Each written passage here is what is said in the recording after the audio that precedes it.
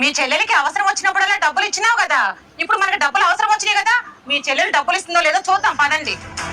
అబ్బా తన దగ్గర ఉంటే ఎందుకు ఇవ్వదే? చూద్దాం కదా. అమ్మా దీపిక, దీపిక అన్నయ్య, వదినా, రండి కూర్చోండి. ఇప్పుడే వాటర్ తీసుకొని వస్తా.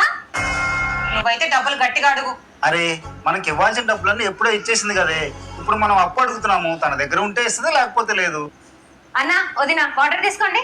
అమ్మా దీపిక, 1,00,000 రూపాయలు అప్పు ఇవ్వగలవా? ఏంటి, 1,00,000 రూపాయలా?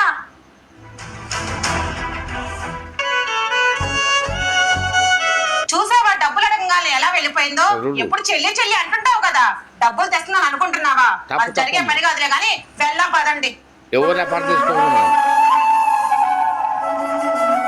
నా దగ్గర అన్ని డబ్బులు ఇవ్వన్నయ్య. Thank మీరు you. డబ్బులు అర్జెంట్ అంటున్నారు కాబట్టి నా తల్లి. ఈ బంగారం తీసుకెళ్లి నా తాకట్టు తల్లి పెట్టండి అన్నయ్య. సూపర్.